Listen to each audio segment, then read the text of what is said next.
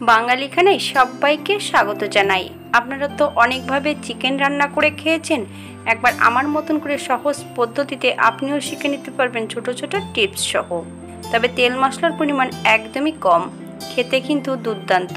আপনারা একবার বানালে বারবার বানাবেন। তবে আমি আজকে এখানে কিভাবে চিকেন রান্না করলাম চলুন সেটা একবার দেখে নেওয়া যাক ভিডিওর মাধ্যমে। আজকে রান্না করব আলু দিয়ে চিকেন কষা। 700 গ্রাম চিকেন বেশ পরিষ্কার করে ধুয়ে রেখেছি।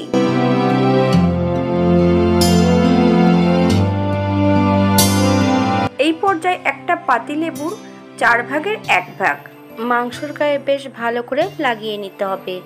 10 মিনিটের জন্য মাংসগুলোকে রেস্টে রেখে দেব। আপনাদের হাতে যদি সময় থাকে তাহলে বেশি সময় রেখে দিতে পারেন। একটা ভিডিও দেখে ভালো লাগছে, কিছুক্ষণ বাদে আনসাবস্ক্রাইব করে দিচ্ছেন, তাদের উদ্দেশ্যে বলছি ভেবেচিন্তে সাবস্ক্রাইব করবেন।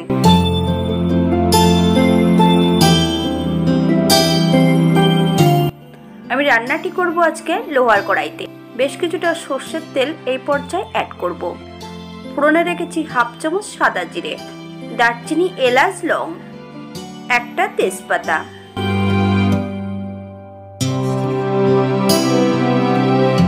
ফোড়ন থেকে সুগন্ধ বেরোলে মিডিয়াম সাইজের 2টো পেঁয়াজ বেশ মিহি করে কুচিয়ে অ্যাড করেছি। আপনাদের হয়তো পেঁয়াজটা এর থেকে কম বেশি লাগতে পারে।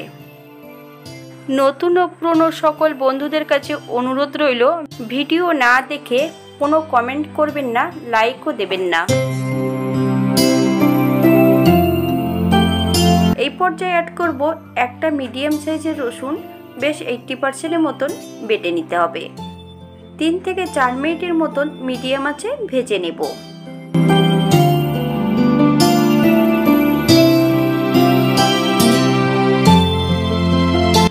এই পর্যায়ে অ্যাড করব 2 চামচ নুন। আপনারা স্বাদ অনুসারে নুনটা অ্যাড করবেন। আমি একবারেই নুনটা অ্যাড করছি, আপনাদের এতে নুনটা এর থেকে কম বেশি লাগতে পারে। মিডিয়াম আঁচে আবারও আমি 3 থেকে 4 মিনিটের মতন ভেজে নেব।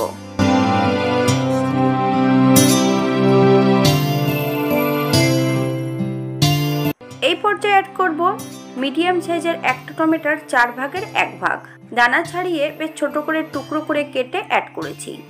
2 থেকে 3 মিনিটের মতন আবারও বেশ ভালো করে ভেজে নেব।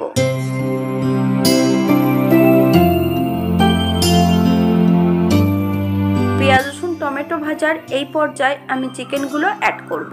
তবে চিকেনগুলো চেপে চেপে জলটা ঝরিয়ে নিয়ে অ্যাড করতে হবে। লেবু যখন চিকেনের গায়ে অ্যাড করবেন তখন দেখবেন চিকেন থেকে হালকা জল বের হতে শুরু হবে।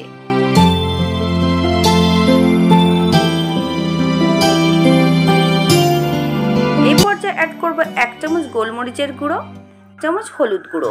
আপনারা এই পর্যায়ে কাশ্মীরি লঙ্কার গুঁড়োটা অ্যাড করতে পারেন যদি পছন্দ করেন। মিডিয়াম আঁচে 3 থেকে 4 মিনিটের মতন বেশ ভালো করে নেড়েচেড়ে মিশিয়ে নেব।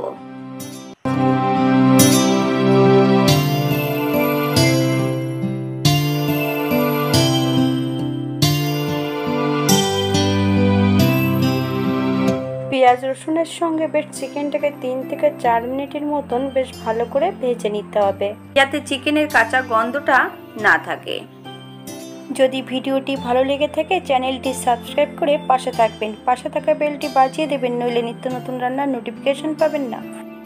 এই পর্যায়ে অ্যাড করব বেশ কিছুটা বাটা মশলা। আদা, জিরে, ধনে, লঙ্কা একসঙ্গে বেটে রেখেছি। সম্পূর্ণ বাটা মশলাটা অ্যাড করব। তবে আমি এখানে লঙ্কা বাটাটা অ্যাড করেছি 2 চামচ। আপনারা পছন্দ মতন অ্যাড করবেন।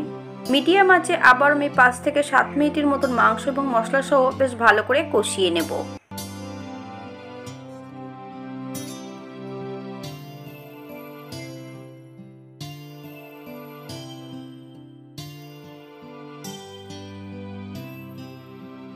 এই পর্যায়ে অ্যাড করব বেশ কিছুটা আলু। 5 থেকে 7 মিনিটের জন্য ঢাকা দিয়ে রেখে দেব। একটা পাত্রে 1 চামচ জল ঝরানোর টক দই নিয়েছি, 1 চামচ কাঁচা সর্ষের তেল, সামান্য একটু চিনি দিয়ে বেশ ভালো করে ফেটিয়ে নেব।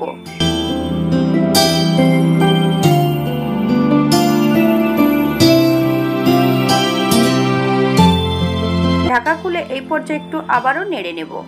মাংস রান্নার এই পর্যায়ে অ্যাড করব সম্পূর্ণ টক দই ফেটানোটা।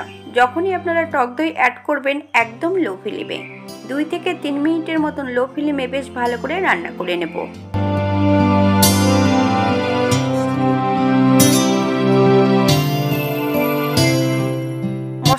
তেল ছেড়ে দিয়েছে। এই পর্যায়ে অ্যাড করব 2 কাপ ফুটান্ত গরম জল। হালকা হাতে নেড়েচেড়ে মাংসগুলো ও আলুগুলো দিয়ে সেট করে দিতে হবে। বেশ কয়েকটা কাঁচা লঙ্কা অ্যাড করব। এই পর্যায়ে মাংস আর আমি ঢাকা দেব না, 7 থেকে 10 মিনিটের মতন মিডিয়াম আঁচে ফুটিয়ে নেব।